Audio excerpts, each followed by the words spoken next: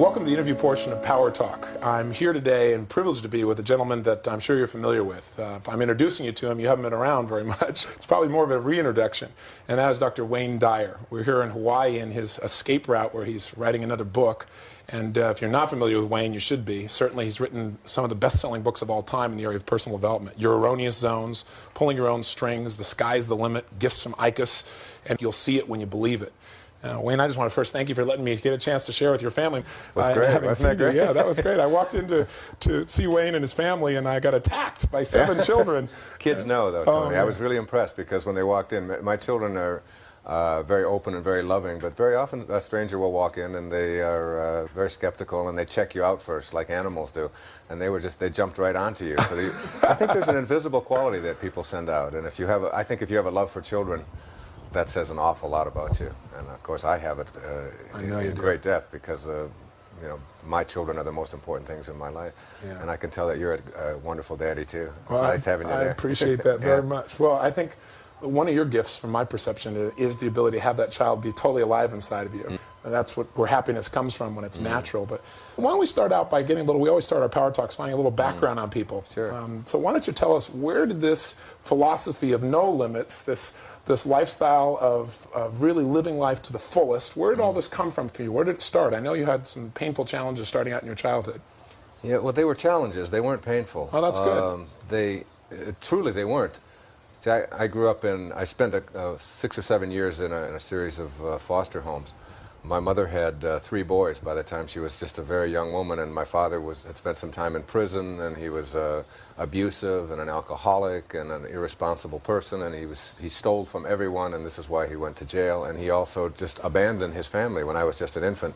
I was born in 1940, and my brothers were born in 38 and 36, so there was a depression at that time. It was a horrible financial times. My mother was working as a candy girl for Kresge's on the east side of Detroit, making $17 a week and trying to feed 3 children and figure out how to deal with the beatings that she was getting and the abuse and so on.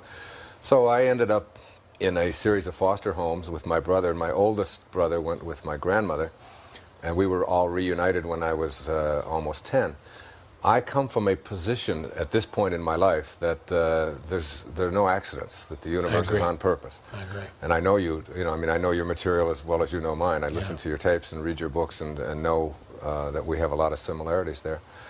And I think that the childhood experiences that you get, even the ones that we, quote, call painful, are lessons. And there are exams given, and we either pass them or we just keep repeating Getting the same them. lesson, That's right, yeah. over and over again. Yeah. And so I look back upon that. I try to look back very objectively on those years when I was in a foster home and in the years when I was away from my mother and things were happening that everybody else would sort of categorize as horrible and painful. And when you're a kid, you don't wake up every day and say, I'm an orphan again today, isn't this awful? Yeah. Unless somebody teaches you to think that way. That's right, unless you process. And I was always the one in the places that I lived where a mother would bring in a new child. It was just, all it was just poverty. I mean, it was just, nobody had anything. And so everybody that ended up in these various homes was just because they didn't have anything. It wasn't anything other than that. And the mothers would bring their children in, or the church would bring a child in, and they'd always say, go get Wayne.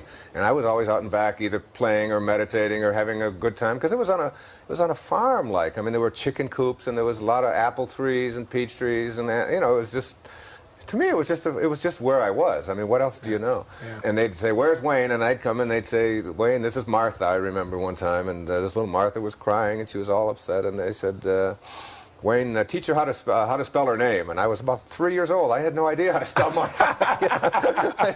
And I just started guessing at it, and she said, no, that's not right, and we went off, and it was like I was the one that somehow had my purpose, whatever it is that you want to call it, was about teaching other people that they didn't have to be depressed because of the circumstances of their life. And I seem to always have known that. You make a really interesting point, because so often people who are depressed or see themselves as depressed, that's part of their identity. And they have great times throughout the day. Yeah. But at the end of the day, they don't remember any of it. Yes, and they say, oh, I'm so depressed all the time. I think that's one of the key differences between successful and unsuccessful people, by the way, is that successful people have a tendency to really recall the good.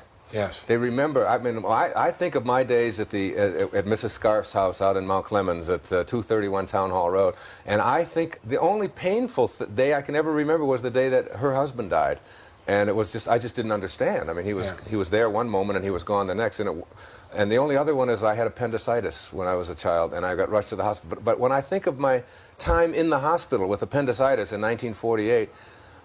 I remember the flowers, and I remember the people. I remember the nurses. There's a big black nurse who would come in and put us on her knee because they had to give us penicillin in those days in these huge, and they used dull needles and huge doses.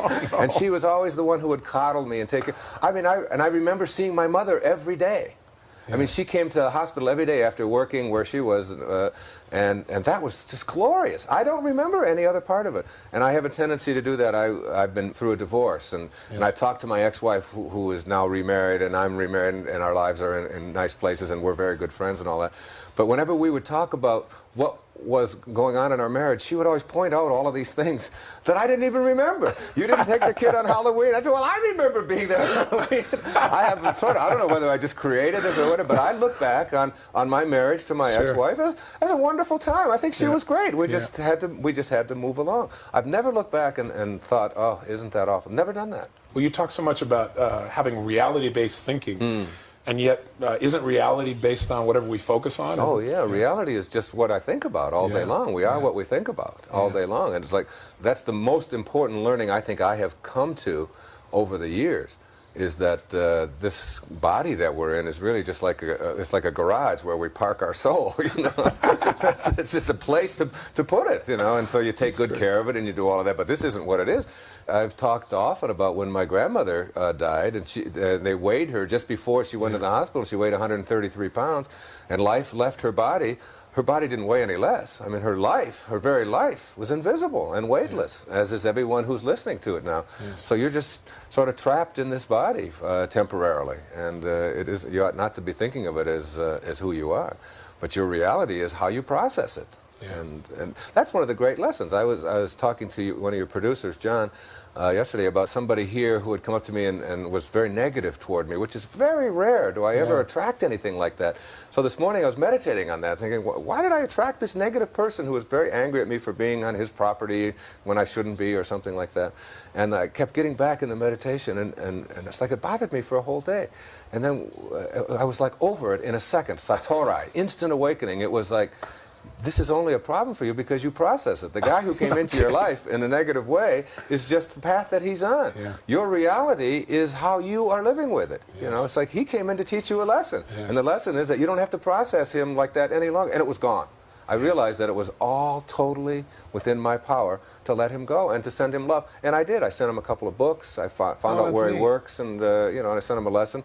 It may take him 20 years before he even reads it, or he may never get it on this path. He may have to go through it all kinds of times and carry around that arrogance. But it's not mine. I don't have to own any of that. It's a wonderful. It's the most freeing thing you have in the world, to know that you can process life any way you want to. Now, when you say process, let's clarify that. You really mean changing the way you think about things, the way the questions you ask yourself, the way you focus. Process it internally, absolutely, You've gone through an incredible evolution, and in the spotlight, you know, since 1976, I guess, is when your first book came out, right? And I was just a kid. I was 16 watching you, but I remember seeing you on TV. Yes. I got sandals older than you. What am I doing in this interview?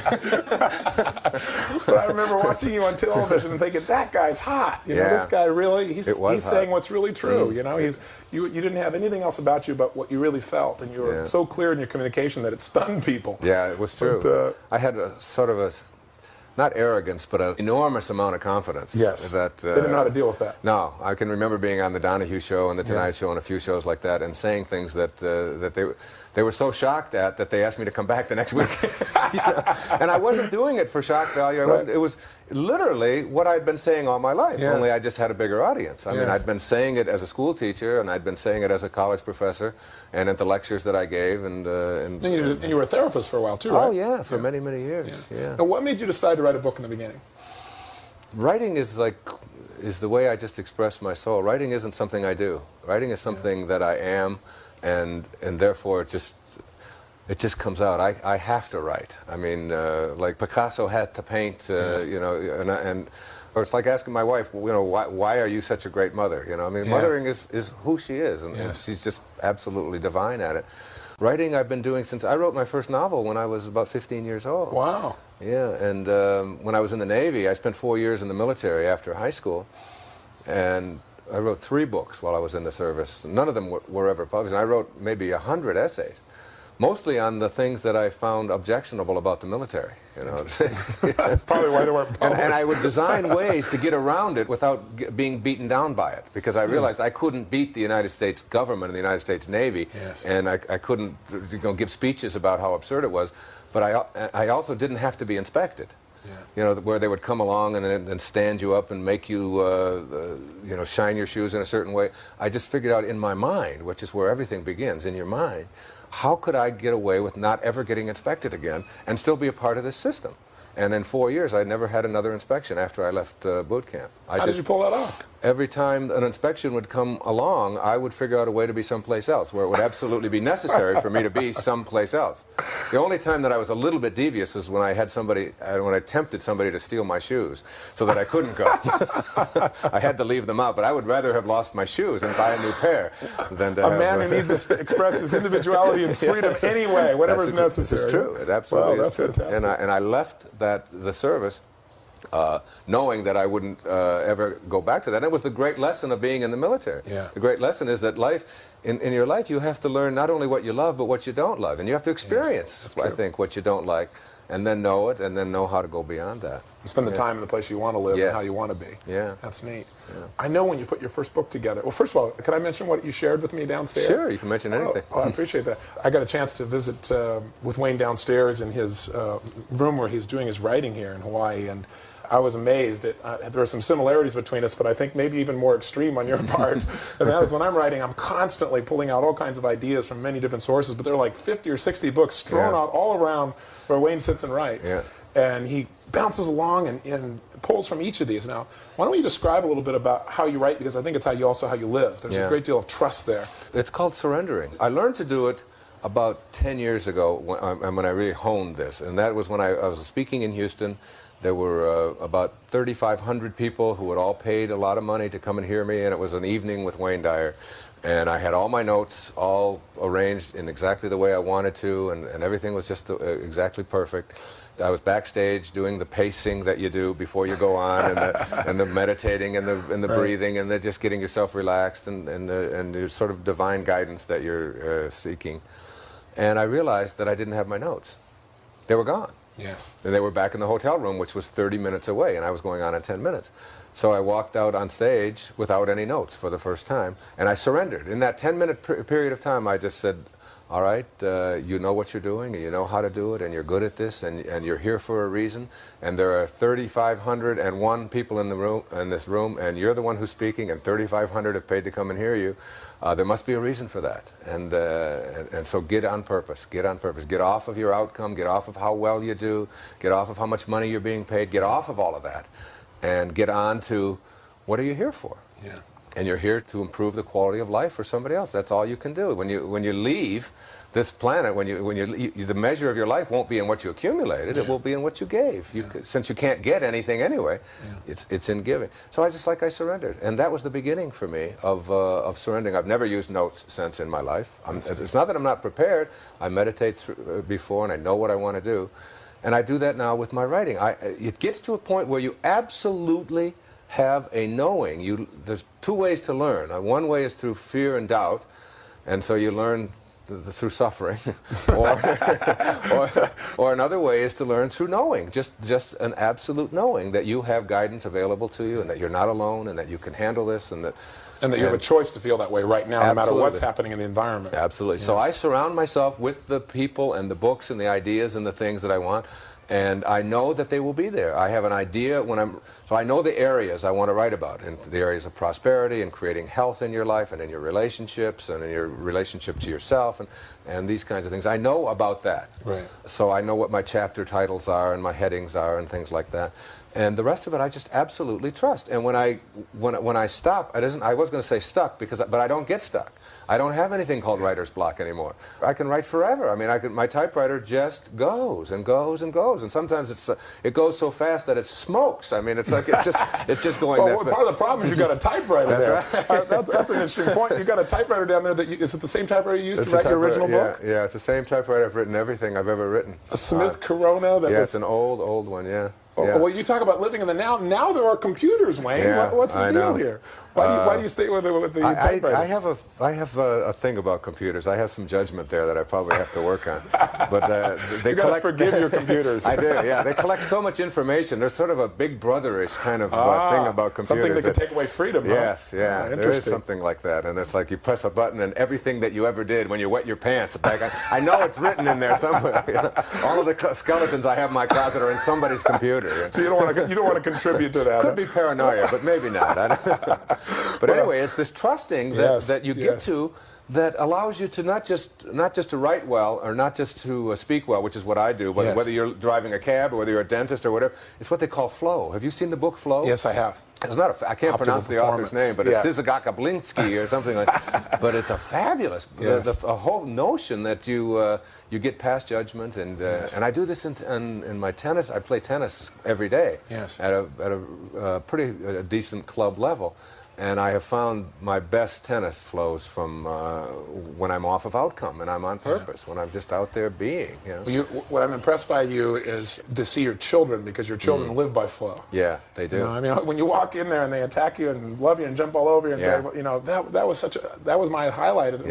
Meeting you was wonderful, but we've met before. Yes, that's right. Meeting your kids is really the peak experience. I got to tell you. But you see, they're like that because my wife Marcy is like that, and I'm like that. Yes. Our relationship is like that. Yes. And I really believe that children emulate what they see around them. If you want to teach your children, you don't have to read a lot of books about how to do it. You just have to model what it is you'd like them to become. Just be that around them all the time. We get on a plane. Now, we've been coming here to Hawaii since those children were infants. Right? They were conceived. All of them were conceived right here in Hawaii. I mean, this is a very, very special, magical place. You better be careful. Yes, I know. We're sweating that out right now.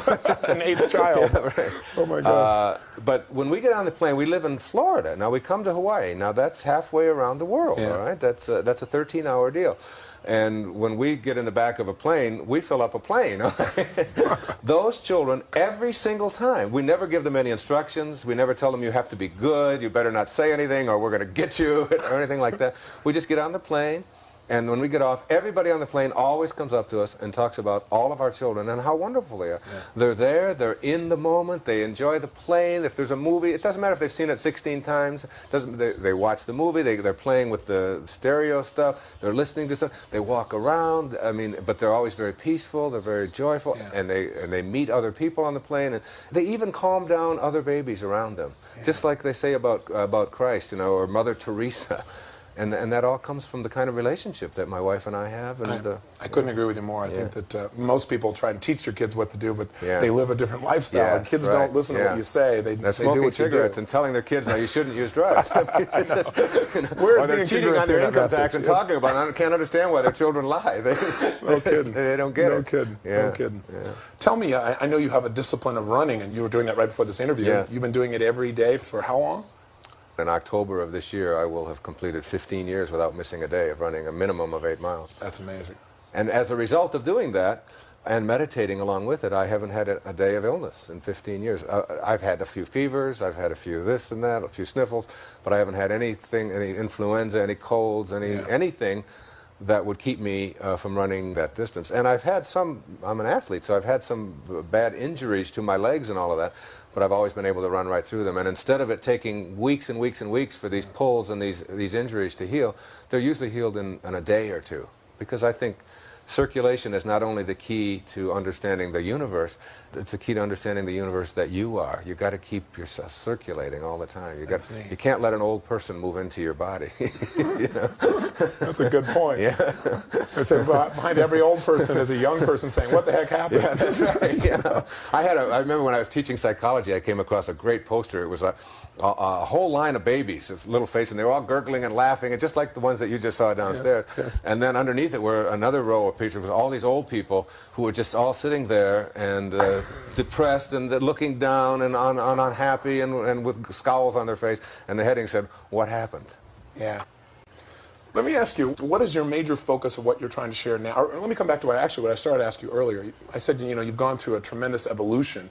How do you perceive that evolution in your own life over the last 15 years or so?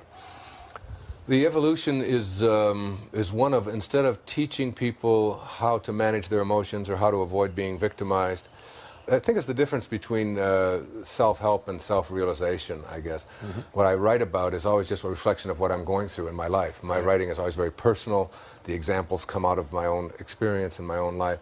And my life has undertaken a dramatic transformation from a person who used to be a human being having a spiritual experience, as I said, to a spiritual being having a human experience.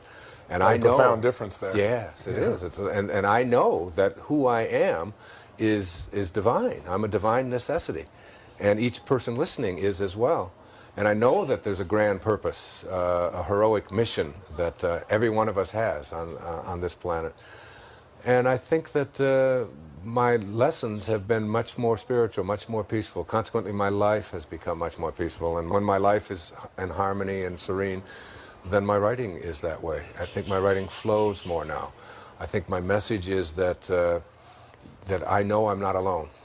I know that. And I guess if I know I'm not alone and I can go to a higher place within myself, that I believe that anybody can.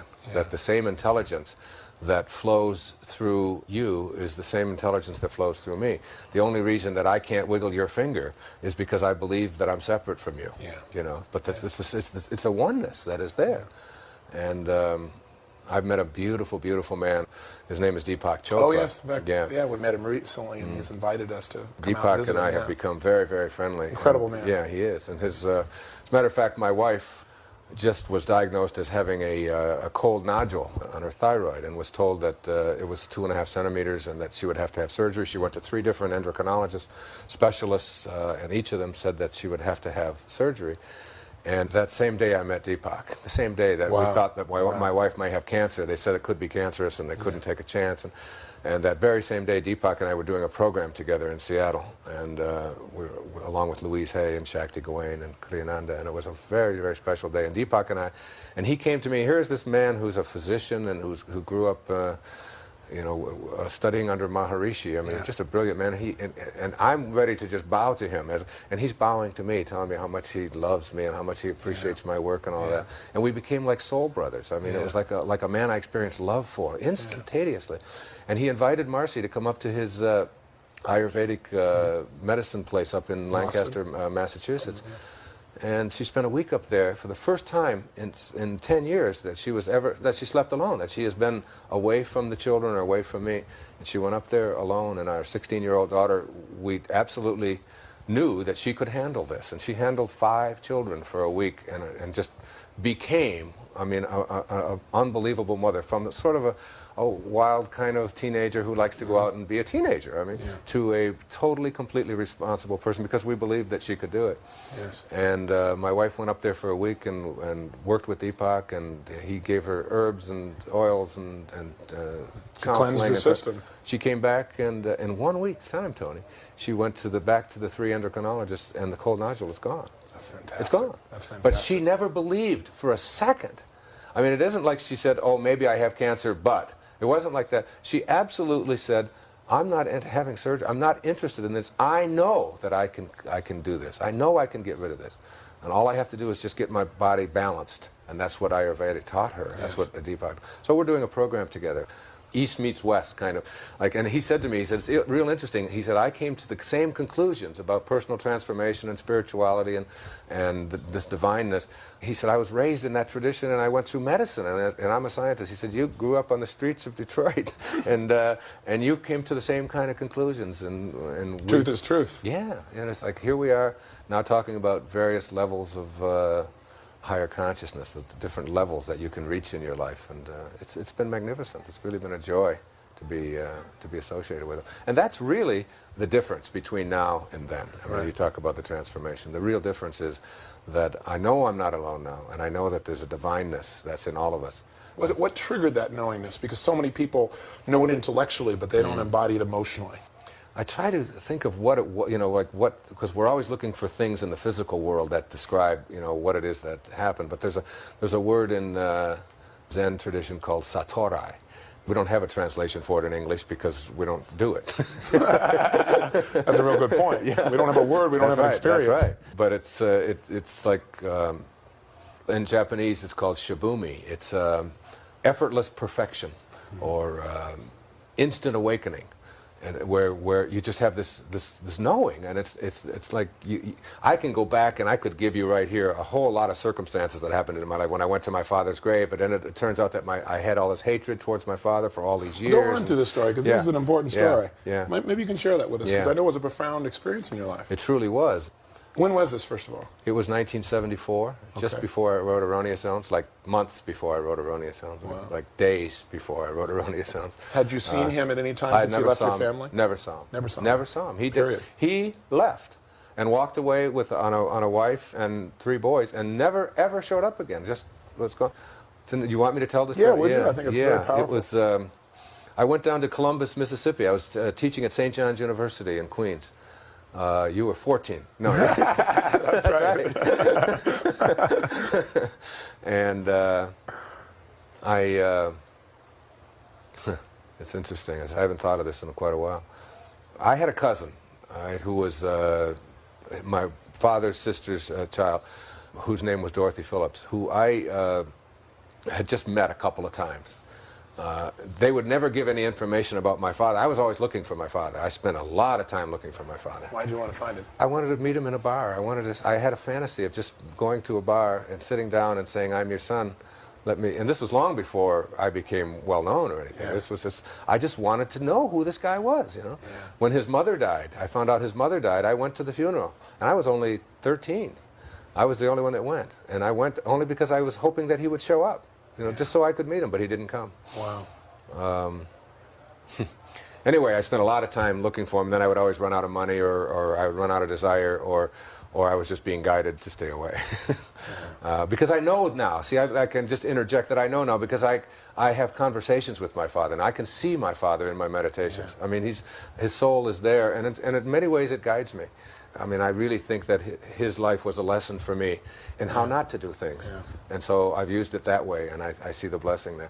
But anyway, 1974 rolls around. I'm 34 years old, and I go down to, I'm invited to go to Columbus, Mississippi to do an investigation of the civil rights legislation that had been just passed in the 60s when Johnson was president, and to see whether some of these colleges in the South were abiding by them. And I was just like a federal consultant, and I would go on campus sort of incognito, and I would sit in classes, and I would write my report, and then I would send it back.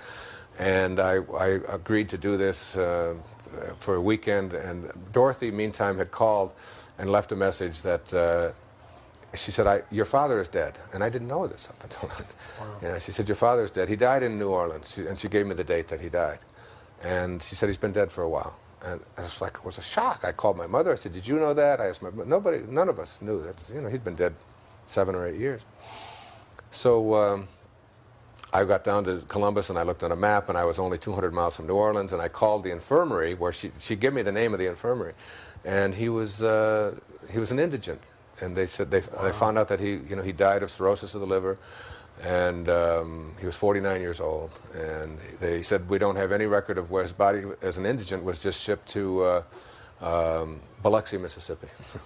So I said, "Oh, I'm going to Biloxi." I was on a journey then, and this was a spooky time for me, and it gives me that Kundalini feeling right now. I can see it. I can feel it. Yeah, it's like I get very teary when I think about it. And I went to the rent-a-car place, the National Rent-a-Car, and there was only one rent-a-car place, and this is a dinky little town in Mississippi. Okay, at the Mississippi State College for Women, I think it was, and. I went to the rent-a-car place, and they had one car, and the car was a brand new car. It was a 1974 Dodge Coronet. Okay, it was a blue, and it had no miles on it. 0.9. I said, "What? Did they make this car here? How did this car get here?" And that car had been shipped in that day, and I was the first person to drive the car. And it was so new that the plastic was on the seats. All right? Wow. And I had to take the plastic off of the covering. Interesting on the metaphor, seat. huh? Yes, right. Yeah. So I got in, and there was no seatbelt. There was only one seatbelt on the right-hand side. There was no left-hand seatbelt. And they didn't even have shoulder belts in those days. So I got out of the car, and I took this, because I've got that sort of determination in me that I'm wearing a seatbelt. And I got out of the car, and I took the seat right out of the car and put it on the ground, and there was the other seatbelt taped to the floorboard of the car.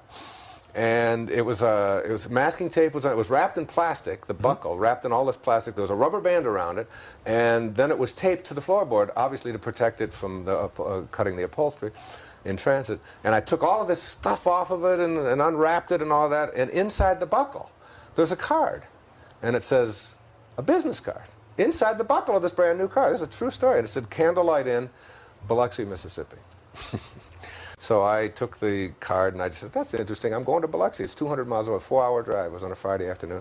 I put the card in my pocket, and I drove down to Biloxi. And I didn't think much about it. In fact, I picked up a hitchhiker on the way, and a kid who was, a migrant fruit picker, and I took him someplace else, and I went about an hour out of my way to take him somewhere. And we finally got to Biloxi. I got to Biloxi, and it was about 10 minutes to 5 on Friday afternoon. I think it was the 22nd of August. Reader's Digest did this in a story because, so they checked out every detail of this, okay? I mean, every detail. Oh. And I went to the phone book in the gas station outside of Biloxi. When it said, welcome to Biloxi, I went into the next desk, and I just looked under cemeteries. I was just figured he's got to be buried in Biloxi. What else would they do with him, you know? And I didn't realize that I was on a real journey at this time. And I called the first cemetery, and there was no answer. And the second one, it was busy. And the third one was a real small listing, like it was an inferior cemetery. You know? Maybe they didn't bury them real deep or something. I don't know. But it was like a real tiny list. So I called it, and it turns out it was just a cemetery plot on the back of another piece of property. And an old man came to the phone. And they kept their records in Coca-Cola can boxes. The Coca-Cola can. He had to go back. He said, well, we don't have records here exactly. I said, I want to see if a Melvin Lyle Dyer is buried here. And he was gone for what seemed like an eternity, but he came back and he said, yes. He said, he's buried here. And my heart was just beating as fast as you could imagine. I said, well, how do I get there? I'm in Biloxi, and I want to come over there. I really feel like I need this. My father, and I've never met him. And he said, well, I got the death certificate right here. He said, he's buried. He said, your father's buried on the grounds of the Candlelight Inn. Oh, my God. And he said, just find that, and it's just inside of town. And I reached into my pocket. It's a true story. That's incredible. And I took the card, and on the back of the card is a map imprinted on how to get to the Candlelight Inn. I mean, it's printed. It's got these arrows that go to... And I was only 6 blocks away, and I put it back, and that's when I started getting the BGBs, whatever you call them, heebie-jeebies. And I went to the gravesite, and this was in August of 1974, and I stood there. I was 34 years old, and I stood there, and I was sobbing. There was just a little plate on the ground that said Melvin Lyle Dyer. And I sobbed, and I sobbed, and I cried, and I talked, and I was there for 2.5 hours. It was almost like there was magnets on my feet. I couldn't leave. It was till 7:30. In fact, there was no entrance there. I just had to. There was just a chain across there. He asked me. He said, "When you leave, just put the chain up across, because they didn't want other vandals and that driving through there." And I left there, and what I did in that time, which was so significant for me, and it's why I think of it as an event that was like an unfolding in my life. Spiritual awakening. Yeah, it was a spiritual awakening. It was like I forgave my father. That's what I had to do. And I think of forgiveness. I mean, I've studied this now, and I wrote a whole chapter about it, and you'll see it when you believe it. Forgiveness, Mark Twain had a wonderful definition of it. He said, forgiveness is the fragrance that the violet sheds on the heel that has crushed it. Isn't that beautiful? Ooh, that is about as beautiful thing I've ever heard. Oh, that's amazing. And it's like, I think of forgiveness as like a snake bite. You know, it's like you get bit by a snake, and you can't unbite yourself. I mean, but nobody ever died from a snake bite. A snake bite doesn't kill you, it's just a bite, you know, and we get bit all the time in all different metaphorical ways. What kills you isn't the bite, it's the venom that circulates after the bite. Well, mentally or metaphysically, the venom that circulates in you after the bite, after the things that have been done to you, is the hatred and the anger and the unforgiveness. And you think of Christ on a cross, and you think of a soldier, remember from King of Kings. I'll never forget that image. And Father, forgive them, for they know not what they do. What he's really saying there is, They don't know that they're throwing a spear into themselves when they throw a spear into me, that we're all connected, that we're all one. And until you get rid of that venom, it will destroy you. So whatever it was that I was carrying around towards my father, which was being manifested in all kinds of conscious and unconscious ways in my life, I let it go in that moment. And it was like my father was there with me, Tony. I mean, he was just, and he's with me now. I mean, in fact, I can feel his presence here now as we speak. Always saying to me, like, where I am, there's no judgment. You know, there's no good or bad here. There's no right or wrong in this. There's just like, tell my story if it's going to help somebody to forgive somebody, you know. And that was my purpose. And every time I do something that is generous and loving and good and helpful to other people, I feel like my father's smiling on me. And once I forgave him, it's funny because in my life at that time, that's when I was getting divorced. I was going through a struggle. That's when I was overweight, like 25 or 30 pounds. I wasn't running. I didn't start running till the year after that. And my writing was really suffering. I was writing professional article stuff just to publish or perish, okay? Yeah. That's where I was. I was trying to get published in different professional magazines and all of that kind of thing, and I'd send stuff in. It was just stuff that, you know, you wouldn't want to read because it was just quoting everything else, and it was, you know, the kind of professional stuff that everybody does. They write to each other. Nobody else reads it. And then when you do write something that appears in Family Circle or Reader's Digest or whatever, or even the National Enquirer, that's right. 5 million people read it. I mean, give me 5 million neurotic people reading the Enquirer to fix, that's right. rather than a whole bunch of people who are just going to write back in another letter to me only in the form of another article. So I let all of that go. And I went back, and Erroneous Zones I wrote in 18 days. In 18 days? 18 days. Wow. 18 days. Now, and there's 22 million of those in print today. You know. That's amazing. Yeah. Now, it didn't take off right away. You had to take some action. It didn't take off at all, no. It's, they had one printing, and they expected it to do very little. And they met their expectations. Yeah, they were. They told me they had what they call a list mentality. They said, this is the list. You're on the March list. And it's a clever little title, and it's a nice little book. And if we sell the books that are on our list, they had a first printing of 3,500, then we'll be happy, and you'll make a little money, and we'll make a little, and then we'll move on to the next list in April, and so on. And that was the mentality. And that's a big part of the mentality in publishing today, as you know. So I just said, well, what will happen if the first printing sells out? Just if. I know it won't. I mean, that's what you're saying. It won't. But just if. His name was Lou. All right? And Lou said, wait. He said, you're an unknown. He said, it's 3,500 books on hardcover at $7, $6.95. I mean, that was like an outrageous price to put on the book at that time. I said, but just if. And he said, well, if they do, we'll have to put a second printing. I said, okay, fine. And so I became, they wouldn't let me buy them. I tried to buy them. They wouldn't let me. So I became a bookstore. I was in New York at the time, and all you have to do to become a bookstore is just give them a number in Albany, and you're a bookstore. So I became a bookstore by just giving them a tax number. And through that tax number, which I gave them the address of the bookstore that my garage was to become in Long Island, it's true. And I called that day, and I ordered 3,350 copies of your Erroneous Zones, and they were shipped to the garage. So you sold it out. I sold it, and I went back to Lou 2 days later. I said, Lou, what will happen if we do sell it? He said, Wayne, you've got to stop bothering me. It's like you're another one of these beginning authors. I said, well, just check. Just check the computer. Just see how it's doing. Because I said, I've been doing a lot of speaking, and I think... And he went to his computer. It's a true story. I could even tell you his last name, Gullifson. And he went to the computer. He said, oh, my God, this book is doing fantastic. We've sold out the whole first printing. So they ordered a second printing, 1,500. They didn't want to take too much of a chance. Oh, no. Yeah. I bought all those up, too. Oh, I bought the second printing, and by that time, they didn't have any money for distribution. They didn't have any advertising money. They didn't have any of that. They just because they just didn't do that in those days.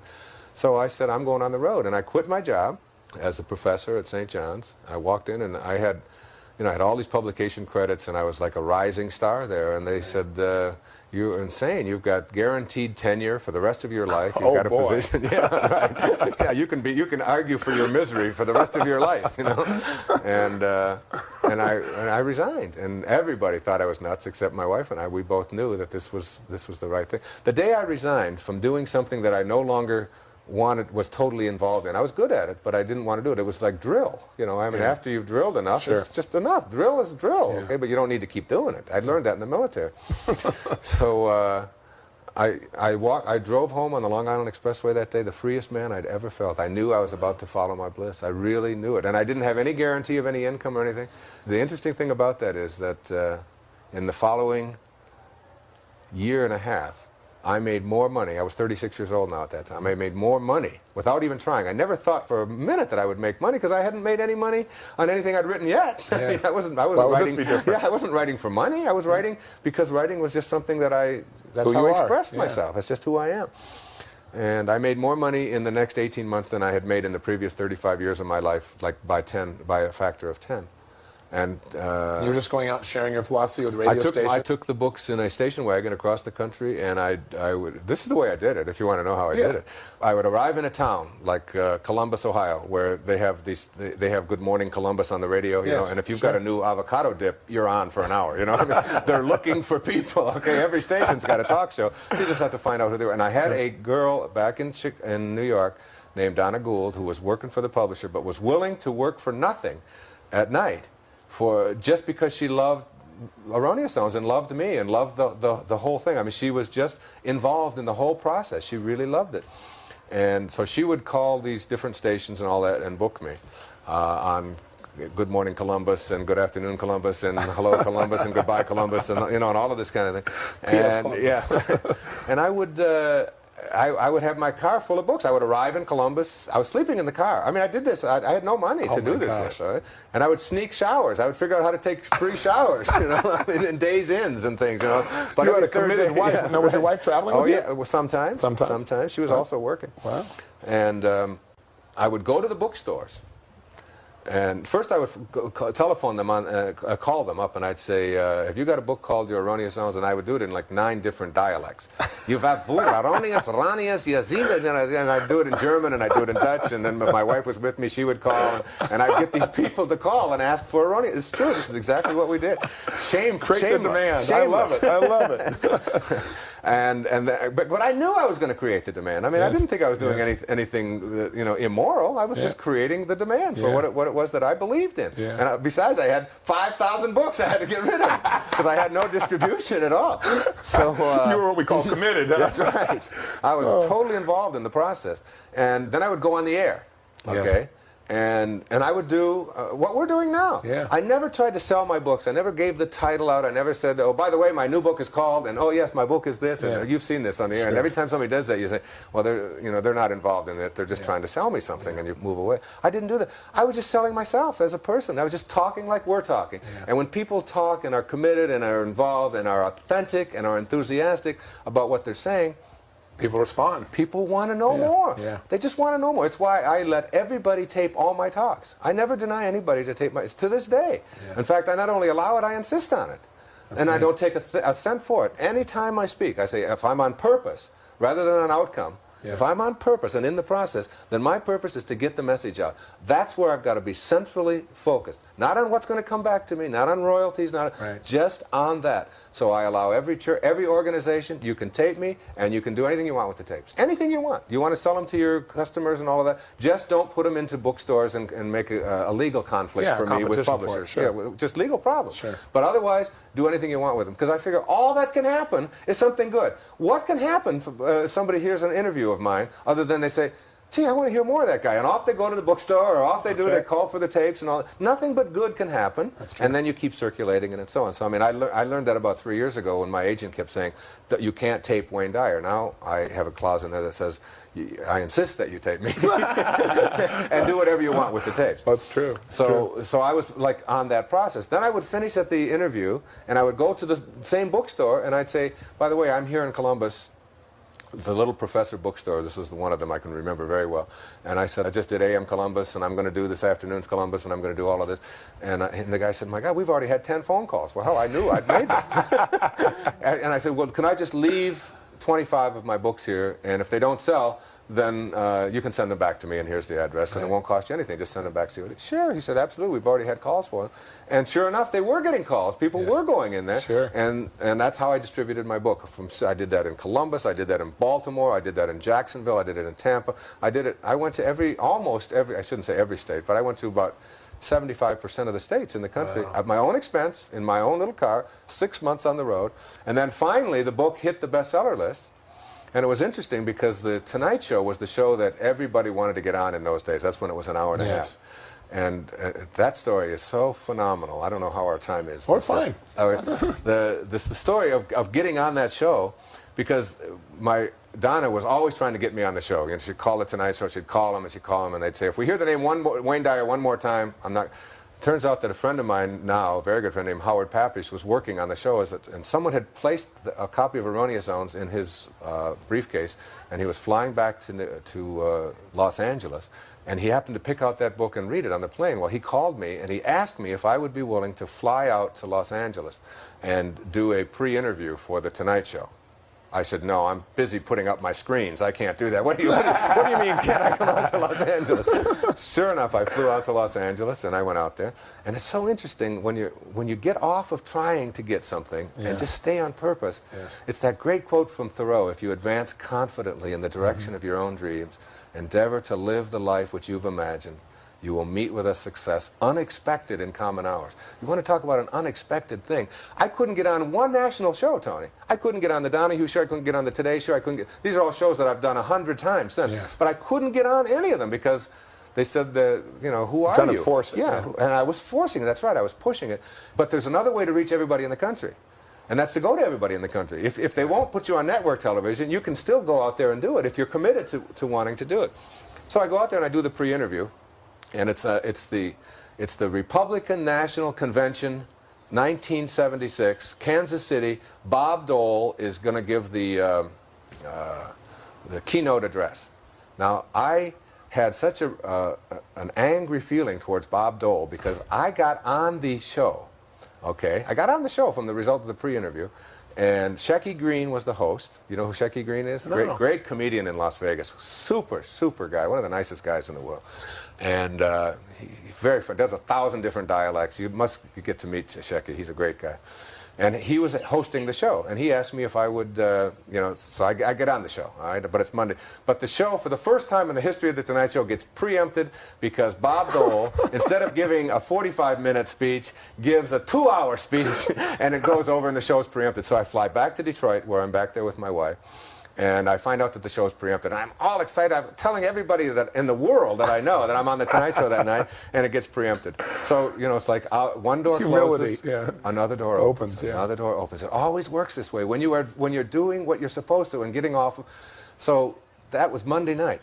Tuesday, Johnny Carson comes in to his meeting with Howard and all of them and says, and they said, we had a guest on last night that was fabulous. They said the audience just went crazy over him.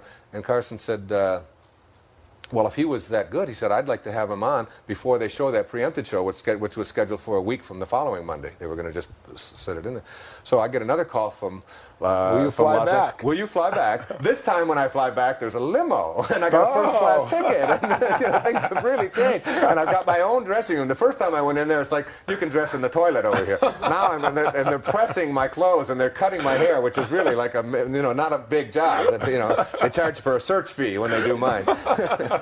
So I go on the show on Wednesday night.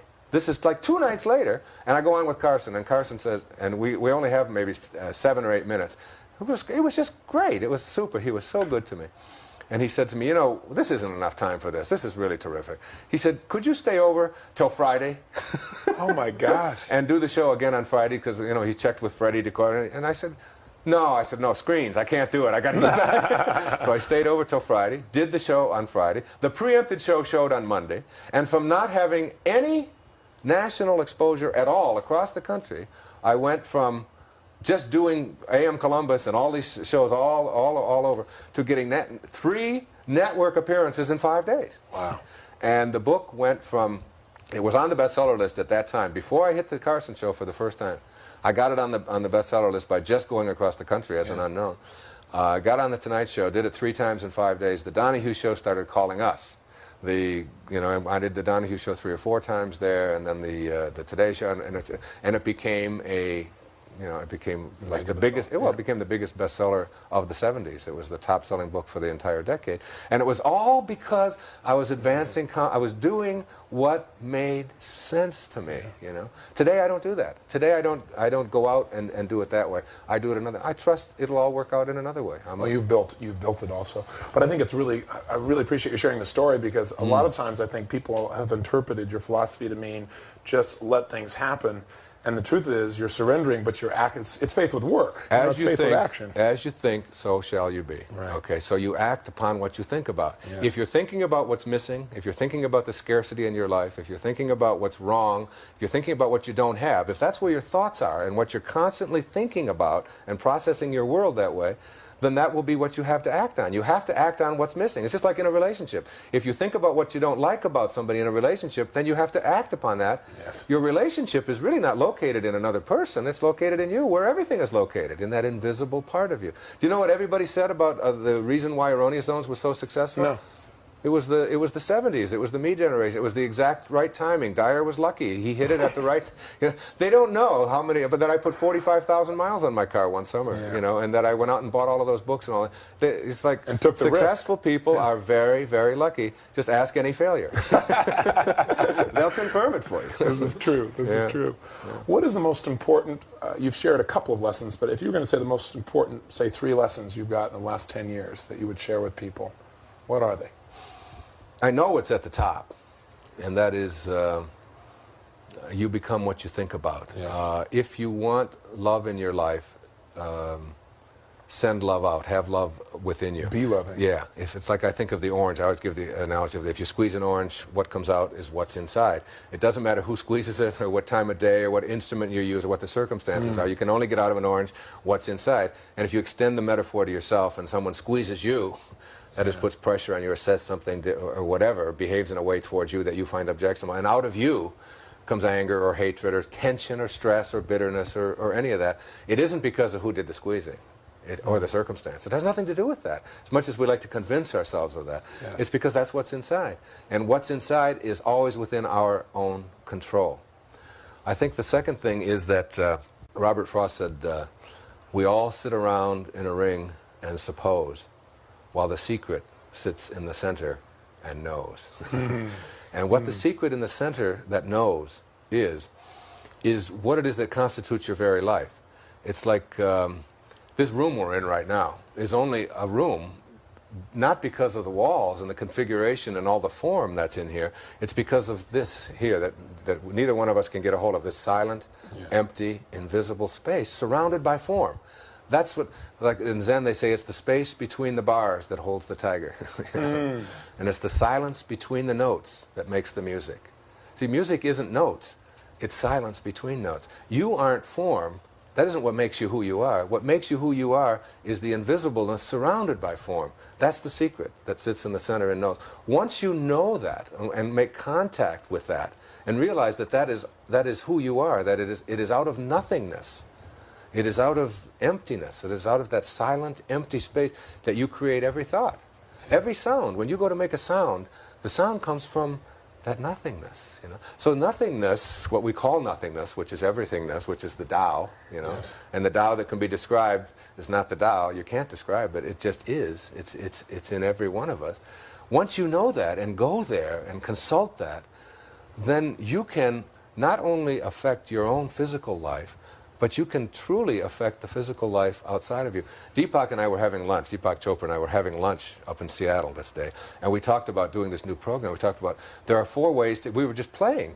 We said there are 4 ways to get strawberry ice cream. So let's think of the 4 ways to get strawberry ice cream. And he talks in this very wonderful Indian accent. Yes. Indian accent in India. I talk with a funny Detroit accent. Right? And there's a lot more people in India than there are here.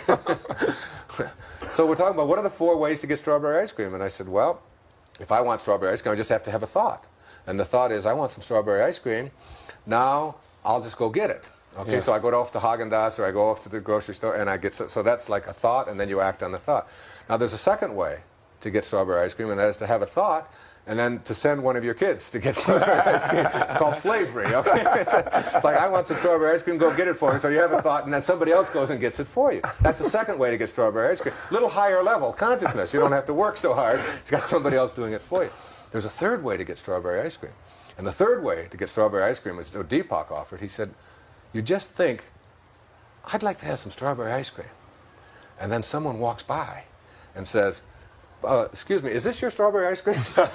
And you say, wow, I was just thinking of that. And I was, everybody listening has had that experience. Absolutely. Where you just think of, you think of your sister and you haven't seen her in 7 years, and all of a sudden she's calling you or whatever. And it's like you have affected. You don't think you have. You just think that's some hunt. That's some coincidence. But we know that there's no chaos, that there's order in chaos at the subatomic level. We know that. So it's like you think of something and then it just appears for you. And people say, well, if there's 3 ways, what could be the 4th? And we've sitting there and said, well, let's see. I'd like to have some strawberry ice cream. And you manifest it. Yes. You just manifest it. Yes. Or as Christ said, even the least among you can do all that I have done and even greater things. I mean, the gift of fish and loaves, the gift of feeding others, the gift of and what do you do when you go to sleep and when you're in pure thought? But everything you need for your dream, you manifest. So you need a Lamborghini. You need someone to chase you with a knife. You need a father that's going to abuse you. You need whatever characters you need for your dream, you created. Now when you wake from your dream, you don't look back at your dream and say, where's my Lamborghini? Because listen, folks, everybody knows it's neurotic to be attached to an illusion. Oh, that's beautiful. I mean, why would anybody be? So all you have to do to learn not to be attached to this illusion is to die while you're alive. You know, that's what the Sufis say. When you die while you're alive, you look back on your life and you realize that you can't own anything. You can't have any of it. So what you do is you detach yourself from it, and the more you detach yourself from it, the more you get. And that's the great lesson. Who is Wayne Dyer? I know he's a spiritual being, but what are your metaphors for yourself? Who are you besides that metaphor? That metaphor is so all-inclusive. Yeah. My metaphor is that I am not in the world. The world is in me. I really feel that in every cell of my being, the universe exists. It's like I'm like a pharmacy. I mean, I can create, what do I need to heal this body, for example, if healing is what I'm talking about. Who Wayne Dyer is this ability to, if I need Valium, to create it. Sure. Deepak tells me the story of when he went to London, and there was a guy next to him drinking, he had 8 drinks before they had gotten halfway there. And finally he said to him, he said, look, he said, you're my buddy. He said, I'm going to buy you a drink. And Deepak said to him, I'm making my own. And it's like, that's knowing great. That. Like, yes. I mean, I know that who I am is those birds you hear out here right now. I mean, when I see them flying, I soar with them. That's who I am. I am all of it. I mean, I'm not separate. I'm not even separate from you. Like I said before, it's like I can wiggle this finger because I believe that there's a connection between some kind of a thought which is invisible and the wiggling of this finger. But I can't see that connection. I can't get a hold of that. And if I believe in the oneness of it all, that means that if you can wiggle your finger, that same oneness is there. Yeah. I've got to detach myself from my separateness and believe that I can't be you. I am it all. I am the sun that comes up in the morning. I am the birds that fly. I am the flower. I am that invisible force that is in every living thing that allows it to be. That's who I am. How do you help somebody who sees themselves as separate, not only from life, but every sense of life? How do you help somebody like that to bridge the gap to where they remember who they really are? The only way you can do it, I think, and I've been at this business a long time of trying to help people and writing books about it. A lot of books I wrote long before Erroneous Zones that were about counseling, and I was a therapist for years. I think that the notion of that when the student is ready, the teacher will appear. Yeah. So it's like all I can do is help people to get ready. That's all I can do. Yeah. And see, I mean, I picked up the Bhagavad Gita 3 years ago. Okay, now I've had the Bhagavad Gita in my library since I was in college, but I've never read it, and I've seen it on, I've seen it 100 times. Sure. So finally, one day I'm here and I pick up the Bhagavad Gita, and I read it, and I say to myself, it's about time they wrote something like this. This is really terrific. Okay? Then I see that it's about 2,500 years old, or 6,000 years old, or whatever it is. All right? And it's like, but it's been there all along. Yeah. But I wasn't ready. But when I'm ready, it's like it soars into my life, and I go to the mailbox, and what I need is ready. And it's like we were talking about earlier. When I need to give a speech, and I need to recite a poem, or even with prosperity, if I'm feeling like I need to have more money or my investments to be, but it's like it all gets, the right person shows up and it all gets handled. Yeah. It's like trusting your intuition. and knowing that everybody has it. So all you can do is help people to get convinced that they have this power within them, that it isn't something I have and you don't. It's something that you have but you haven't used yet. Yeah. And the fact that you haven't used it yet is no reason to judge yourself badly or even to be mad at yourself. You ought to be saying, I haven't been ready. You know, now I am. And as soon as you acknowledge that you're ready, when the student is ready, then you'll find your teachers appearing. And your teacher might be like my little kids who walked into your room. Yes. Or when John asked me, he said, will you do this interview? My first inclination was no. I am here doing something else. I'm here with my family and all of that. And then I got this, I meditated on it, and I got this really nice letter, and it was like, and I thought, I've got to talk to Tony. I've been wanting to talk to Tony. Yeah. And Tony's got something to learn from me, and I've got something to learn from Tony. So the opportunity is here, and we've like missed each other on a lot of occasions. Yes. I mean, we've been with each other, but we've also missed. We've been on the same programs in the same cities, where you spoke in the morning and I spoke in the evening, and you've been gone and I've been gone, and we've been sort of like being thrown at each other, but just sort of missing. And I said, we both got something to learn from each other, so let's do that. I've heard some things about you from other people that I didn't like. You've probably heard some things about me that you... I said, the way that you get it all in harmony is that you don't ignore it. You don't. You go with each other. So you walk into my house and my children are in love with you in a second. You emit a beautiful kind of spirituality. I see that. Whatever you are going through in your life I know there are struggles with your fame. I mean, you've come very young, very fast, very powerful, and have got an enormous organization about you.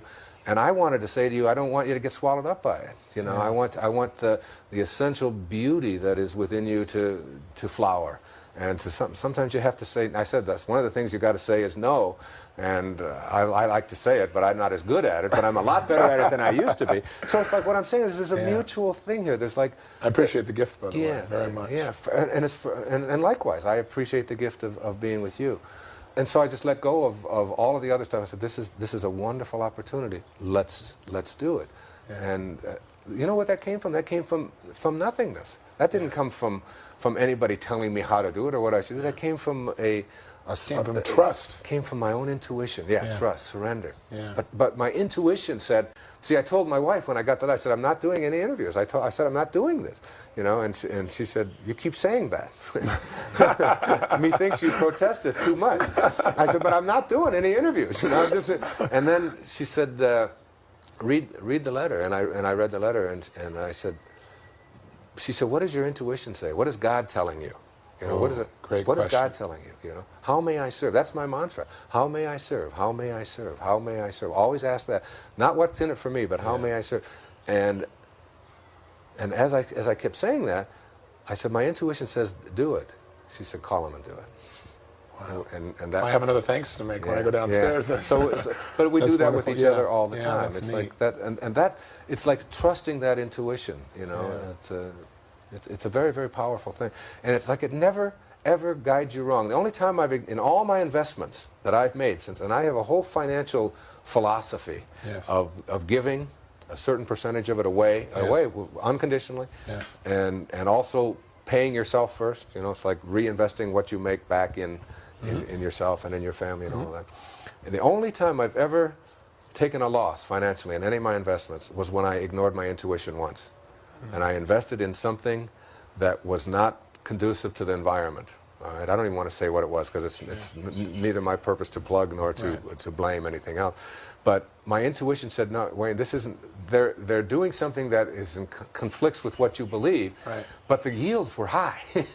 And they were guaranteed, and it was like, and I put $155,000 into this thing, and they went bankrupt, and I lost that $155,000, but I gained so much. Because you never forget those lessons. Yeah, it was such a great lesson, and since then, every time I invest anything, I always ask, where's this money going? What's it going to be doing? And then it just comes back to me like tenfold. So it's all been made up in many, many ways. So it's like I ignored my intuition once, and I paid a price, but I learned it was a great lesson. It was a terrific lesson. What's the purpose of life? Purpose of life is real simple for me. It's Joel Goldsmith has a wonderful book called Parentheses in Eternity. And you are a parenthesis. He says your life is a parenthesis in eternity. It opens at your conception, it closes at your death. But eternity surrounds it. So that there was an instant before you came into form, if you believe in eternity, in which you went from formless to form. The question to ask is not how did I do it? Did I sign up for it? Did God do it? Is it a Big Bang Theory, which is an interesting metaphor? Or Yeah, it's true, isn't it? or whatever. It's like, don't ask that question, because that's just trying to analyze, that is to break apart something that is not breakable. The Tao is trying to understand the Tao. He said, ask the question, why? Why would you go from formless to form? The answer to that is so simple for me. It's like I used to wonder about that all the time, and now it's like so simple. You can't get anything while you're here in this parentheses. You can't have a thing. You think you can own it, you don't get any of it. It's the jewelry that adorns you adorns another in another instant. The house that you own, the cars, all of that kind of stuff. That's just all like a little loan and a little lease, and then it's gone. And if you get attached to it anyway, it'll destroy you. So you can't have anything. Yeah. So if you can't have anything, if you can't get anything while you're here, then purpose must have something to do with giving rather than getting. And to me, the purpose of life is to give. The purpose of life is to enrich the lives of others in some way. Yes. The measure of your life will not be in the duration of your life. It will be measured in the donations of your life, okay? What you are able to give of yourself, because you can't get anything. The only thing you can do with your life is give it away. Yeah. You can just give it away. Every day, your form deteriorates a little more. It's heading towards the closing of parentheses. And once you know that, then you know that you can't have anything. You can't stop that. Nobody can stop that. So all you can do is just keep giving and the more you give away, the more that comes back. What goes around comes around is not just a funny little song title. Yeah. It is a powerful, powerful message. And understanding it basically shifts the quality of life. Well, sure, Tony. It's like getting your life on purpose. Yeah. If your purpose of life is to give, then get your life on purpose and get everything that you do on purpose. If you're driving a cab, don't be thinking about how much of a fare you're going to get. Yeah. Think about how can I serve this person and let the fare take care of itself. If you're a salesperson and you're thinking about my quotas and what I'm going to get, you're not on purpose. If you're thinking about the quotas of the person you're serving, that person is going to send you 21 names tomorrow of people that they want you to serve as well. Yeah. It's like the more you give in anything that you do. If you're a dentist, don't think about how much money you can make. Think about making this person's tooth and his mouth as healthy as it can be. Yeah. The universe will take care of the rest. Purpose means giving, not getting. And once you get that, and it's like that's how you have to orient your whole business. That's how I've oriented my entire business of my books. Do you know that everybody who writes me a letter gets a book? It's fantastic. No charge whatsoever, no expectations, no nothing. And anybody who writes me and says this tape didn't work, they get a free set. You know, it doesn't make any difference. I don't want to hear about it. Somebody wrote me a letter from Seattle, and they came all the way over to hear me at that program that I was on, that I'd mentioned. I was the keynote speaker. I was the last speaker, and they had to go back because their father was sick, and they spent $100, and they couldn't, and they were very upset. I sent her the $100 and the set of the tapes of the whole day. It's like, that's what I believe in doing. Except when people tell me I have to do it. I was going to say, I think there's one organizing principle for you, and that's freedom. That's right. It's because a gift is not a gift when it's somebody telling you what to do. Then it's a debt. When they expect it. That's a debt. Yeah. And I don't want any debts. We live by the same philosophy there. I would agree with you. So if you demand from me that I give you something or tell me that I have to give it to you, you're not giving me an opportunity to give. You're just giving me a debt. And I've got enough of those. Yeah. This is wonderful. I really It's been great. It's been a great interview. Yeah, it's been nice. And it's like, it gives us a connection, you know. Yeah. What makes Wayne Dyer laugh? I'd be curious, because I know you're easy to smile and laugh, but what gives you the most tickle, the most joy in your life? I think myself. I think I make myself laugh, and I laugh at myself. I really What a great skill. Yeah, I really see the folly of it all. I mean, if you ever listen to me speak in public, most of my laughs are just like poking fun at myself. Yeah. I poke fun at not having any hair. I've been using that for a year. You know, I just tell people this is not really a bald head. It's a solar panel for a sex machine. You know, and those kinds. That's great. And also my children really make me laugh. My baby especially. I mean, when they're babies especially, because babies are, I mean, under say 2. You know, they make me laugh. My little boy. I only have one little boy and 6 daughters, and. That little guy, it just, you know, last night, I mean, 11 o'clock at night. We were both laughing so hard in the bed in my little studio. That's where we go down and sleep at night. And just telling stories. I asked him to, he always says, tell me a scary story. I said, well, you tell me one. And he just made up the funniest, craziest kinds of things. Children make me laugh. Animals make me laugh. But I really laugh at the folly of it all. I mean, so many people think that we come into this world and we have just this short time and then it's over. And there's no joy, there's no laughter in that. To me, I mean, I'm laughing at the... Someone once said that, he said, I don't try to make my audience laugh. He said, I try to make God laugh. Whoa, that's great. And I really like that. It's that's like, nice. Yeah. It's, that's nice. I think he's laughing all the time. Yeah, that's right. Yeah, there's a wonderful story that Yogananda tells of a black man in the South back in the 40s and 50s when it was really, really terrible down there and he worked in a white church, an all-white Baptist church where they wouldn't allow, but he was the janitor, and they wouldn't allow any black people to come in and worship, and over he would ask the minister, couldn't I just come in and worship with you on Sunday? That's all I really want to do. And the minister said to him over and over again, I can't let you do that. I would lose my job. I would like to, but I can't.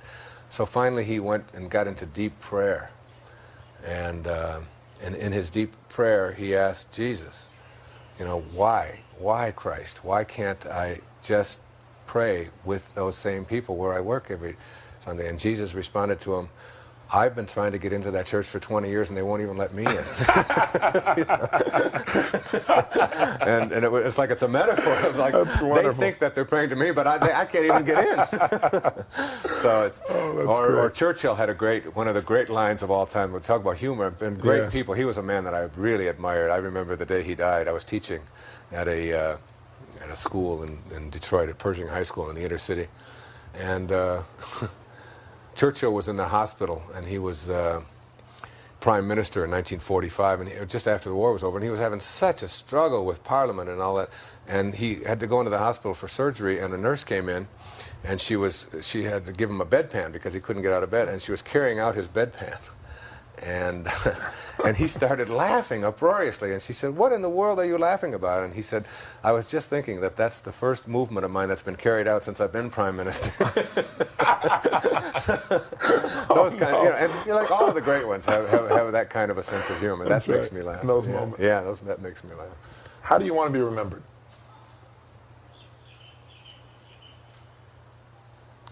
I don't care if I am.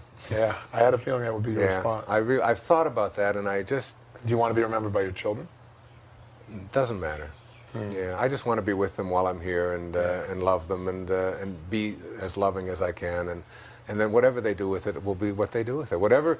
See, I always tell my children that that your reputation is not in your hands. Like you and I both have a very public reputation, right? But I've heard some wonderful things about you, and I've heard some really scabby things about you, and vice versa. Right? But it's not your reputation is located in all the other people. If you give a talk to 2,000 people, you got 2,000 reputations. That's true. And you have no control over it whatsoever. Yeah. You go to school. I tell my children, you go to school and there's 30 kids in your class, and you got 30 reputations every day. Yeah. You have the only thing you have control over is your character, and that is yours.